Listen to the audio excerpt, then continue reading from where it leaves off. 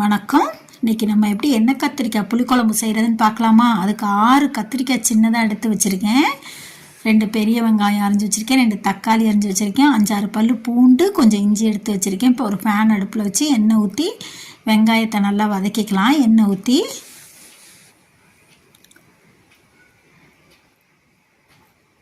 இஞ்சி சேர்த்துக்கலாம், பூண்டு சேர்த்துக்கலாம். வெங்காயமும் பூண்டுலாம் வதங்கினதுக்கப்புறம் தக்காளியை சேர்த்துக்கலாம். தக்காளி நல்லா வதங்கினதுக்கப்புறம் மஞ்சத்தூள், மல்லித்தூள், மிளகாத்தூள் சேர்த்துக்கலாம். இப்போ இந்த மசாலா தூளெல்லாம் நல்லா பச்சை வாடை போகிற அளவுக்கு வதக்கிட்டு அதை தனியாக எடுத்து வச்சிடலாம்.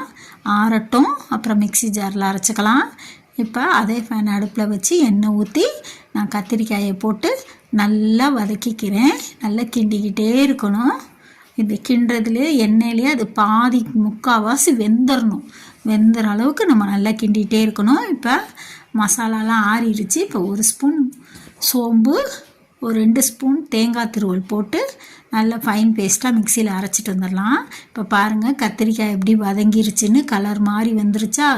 இப்போ கத்திரிக்காய் எடுத்துக்கிட்டு அதே எண்ணெயில் கடுகு, வெந்தயம், காஞ்ச மிளகாய், பெருங்காயம் போட்டு நல்லா தாளிச்சுக்கலாம். கருவேப்பிலை போட்டுக்கலாம். இப்போ ஒரு 10 சின்ன வெங்காயம் அரைஞ்சி வச்சுருக்கேன். இந்த சின்ன வெங்காயம் நல்லா டேஸ்ட்டாக இருக்கும் இந்த குழம்புக்கு. அதையும் போட்டு வதக்கிட்டு அதுக்கப்புறம் நம்ம அரைச்சி வச்ச பேஸ்ட்டை சேர்த்துக்கலாம். நல்லா கொஞ்சம் நேரம் கொதித்ததுக்கப்புறம் உப்பு சேர்த்துக்கலாம். இதுக்கு தேவையான அளவு உப்பு.